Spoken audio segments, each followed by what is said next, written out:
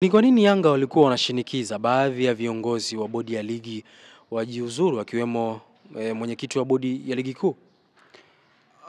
Ni mambo mbalimbali ambayo yamepata kutokea katikati ya msimu, na miongoni mwa mambo hayo ni sakata lenyewe ambalo lilianzia tarehe 8 mwezi Machi.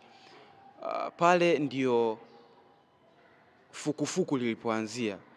Fukufuku lilipoanzia kwa Young Africans kutaka kujiuzuru kwa viongozi kama hao, lakini itoshe tu kusema kwamba Young Africans wana kitu ambacho wanataka kukifanya, na kitu ambacho wanataka kukifanya ni kuleta mapinduzi katika mpira wa miguu, kwa sababu awali nilipata kusema kwamba sakata kama hili si mara ya kwanza wala mara ya pili.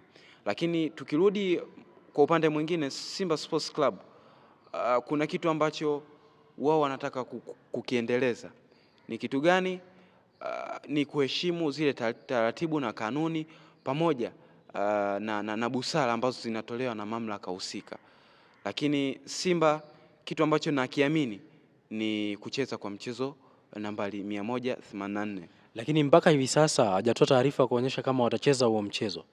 Mchezo lazima uchezwe. Mchezo lazima uchezwe, lakini kitu ambacho bado kipo mtaani ni kwamba ni baada ya kuona kwa picha ya Mheshimiwa Rais wa Jamhuri ya Muungano wa Tanzania Dr. Samia Suluhu Hassan kuwa na baadhi ya viongozi, lakini watu hawajafahamu ni kitu gani ambacho kimezungumziwa.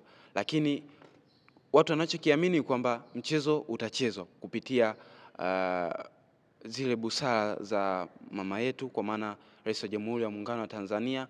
Kwa hivyo watu hatujui kilichozungumziwa, lakini bado itoshe kusema kwamba mchezo wa nambari 184 lazima uchezwe kwa namna yoyote ile, ili kuweza kupata bingwa kwa ufanisi pamoja na kwa uweledi mkubwa.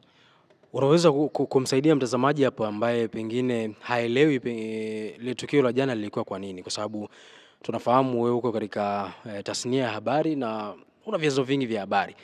Unaweza kutusaidia pengine sababu ambayo ilipelekea Rais wa Jamhuri ya Muungano wa Tanzania kukutana na viongozi wa vilabu hivi viwili, lakini pia wadau, lakini wawekezaji pia wa vilabu hivi, ni sababu hasa unadhani ilikuwa ni nini? Sababu kubwa ni sakata ambalo lipo la dabi, ipo au haipo.